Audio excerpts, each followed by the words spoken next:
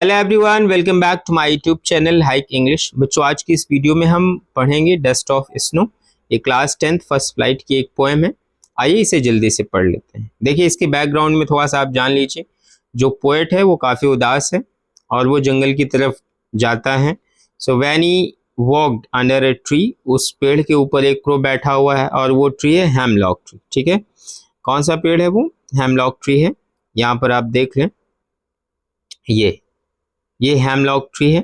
ठीक है, और ये आप देख लें, क्रो और हेमलॉक ट्री। ठीक है, ये दोनों नेचर एजेंट हैं और ये नेगेटिव रेफरेंसेस के लिए यूज किए जाते हैं।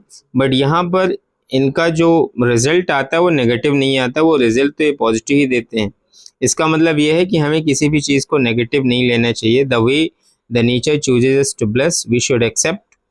अब जब पोएट इस ट्री के नीचे से गुजरता है तो ऊपर एक क्रो बैठा हुआ है।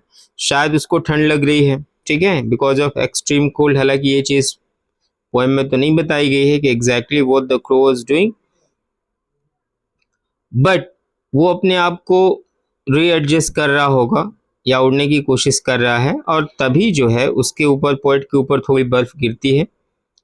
सेकेंड स्टैंजा में ये बताया गया है कि पोएट का मूड जो है चेंज हो जाता है। Earlier he was sad but he became Joyce. ठीक है, दिन का कुछ हिस्सा वो बर्बाद कर चुका था, being sad, but he was able to save some part of the day. लेकिन फिर उसका थोड़ा सा हिस्सा दिन का वो अच्छा रहता है, बच जाता है। इसका मतलब ये है कि जो नेगेटिव चीज़ें होती हैं, when the nature chooses to bless us, even negative things can have good impact on us। ठीक है, तो हमें उसे रॉन्ग वे में नहीं लेना चाहिए, पॉजिटिव वे में लेना चाहिए। चलिए आइए अब इसकी हम लाइन वाइज एक्सप्लेनेशन थोड़ा सा देख लेते हैं। देखिए, the way a crow shook down on me the dust of snow from a hemlock tree। So the poet was sad and he was walking through the jungle, and when he came under the hemlock tree where the crow was sitting already, तो उसने क्या किया? Because of extreme cold the crow shook down and a little snow fell on the poet's head। ठीक है, second stanza में क्या है? This activity, right, this activity has given my heart a change of mood। right, earlier I was sunk in grief, sorrow, but this activity changed my mood completely। I was sad but now I became happy। ठीक है, आगे है and saved some part of a day I had rude। so I had rude means I had rude। Root का meaning यहाँ पर देखें, आप दिया हुआ है। रूट का मीनिंग क्या है? रूट का मीनिंग आप देखें यहाँ पर, रूट का मतलब है हेल्ड इन रिग्रेट। ठीक है ना, हेल्ड इन रिग्रेट, तो ये रूट का मीनिंग दिया हुआ है।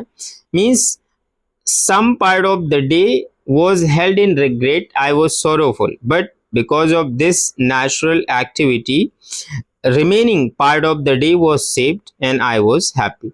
so यहाँ पर ये एक चीज समझने की बात है कि देखिए, जो नेचर है वो हमें किसी भी तरीके से ब्लेस कर सकती है। और हालांकि क्रो और ये जो क्रो है, ये दोनों चीज़ें, क्रो और हेमलॉक ट्री, ये दोनों नेगेटिव रेफरेंस के लिए यूज़ किए जाते हैं। ये क्रो वर्ड जो लिखा हुआ है और ये हेमलॉक ट्री, ये दोनों नेगेटिव रेफरेंसेस के लिए यूज़ किए जाते हैं। लेकिन ज़रूरी नहीं है कि इनका इम्पैक्ट नेगेटिव ही आए, ये पॉजिटिव भी हो सकता है, जैसे आपने यहाँ पर देखा। ठीक है, तो ये इसका लाइन वाइज एक्सप्लेनेशन था।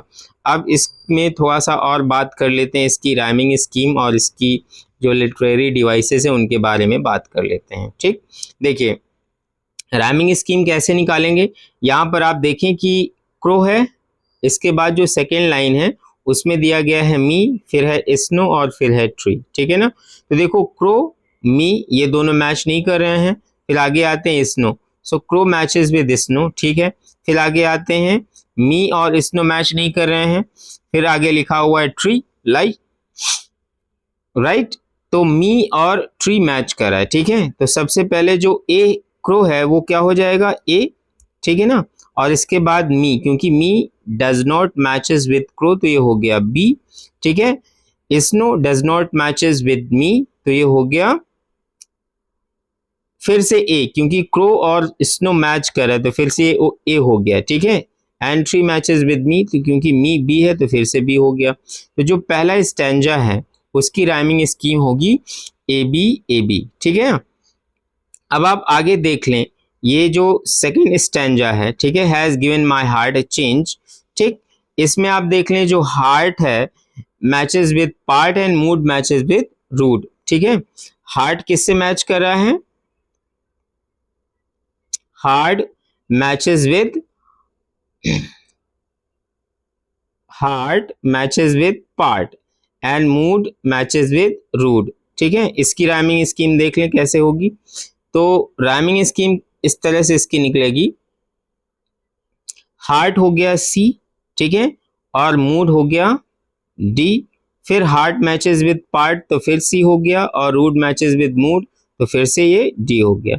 तो पहला वाला स्टैंजा है आपका ए बी, और जो सेकंड स्टैंजा है वो सी डी, ठीक है।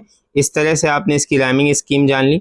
इसके बाद आप देख लें, इसके बाद जो इसकी जो फिगर ऑफ स्पीच होगी, देखें यहाँ पर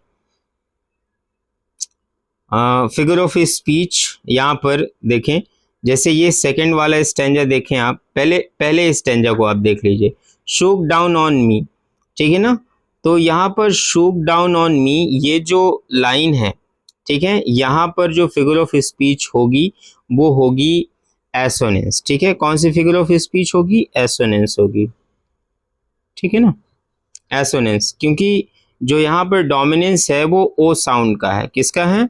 ओ साउंड का डोमिनेंस है, ठीक है। शूक में ओ, डाउन में ओ, ऑन में ओ, ठीक। तो यहाँ पर एसोनेंस होगी। इसके बाद आगे देख लें, जो सेकंड स्टैंजा है आपका, ठीक है, उसमें has given my heart a change of mood and saved some part, ठीक है। तो यहाँ पर आप देखिए, यहाँ पर आप देखें सेव्ड में सेव्ड सम, ठीक है ना, तो एस और एस, ठीक है, वर्ड की बिगनिंग में ही एस और एस दिया हुआ है। तो यहाँ पर जो फिगर ऑफ स्पीच होगी वो होगी एलिट्रेशन। कौन सी होगी? एलिट्रेशन, ठीक है, एलिट्रेशन हो जाएगी, ठीक। और यस, ओके, सेव्ड सम, ठीक है ना, एस और एस, फिगर ऑफ स्पीच क्या हो गई? एलिट्रेशन। तो ये फिगर ऑफ स्पीच कुछ इसकी रही। आई होप ये वीडियो आपको पसंद आई होगी। एक बार मैं चीज़ों को कलेक्टिवली यहाँ पर लिख देता हूँ, ठीक है। देखिए राइमिंग स्कीम क्या होगी इसकी। राइमिंग स्कीम जो स्टैंजा नंबर 1 है, तो स्टैंजा 1 में राइमिंग स्कीम होगी आपकी, स्टैंजा में राइमिंग स्कीम होगी 1 में ए बी, और सेकंड है सी डी, ठीक है ना, सी डी, ये हुआ। इसके बाद इसकी जो फिगर ऑफ स्पीच है शोक डाउन ऑन मी, ठीक है ना, ये शोक डाउन ऑन मी, इसमें जो फिगर ऑफ स्पीच होगी वो एसोनेंस होगी, ठीक है ना। और यहाँ पर सेव्ड सम पार्ट, यहाँ पर जो फिगर ऑफ स्पीच होगी वो होगी एलिट्रेशन, ठीक है ना।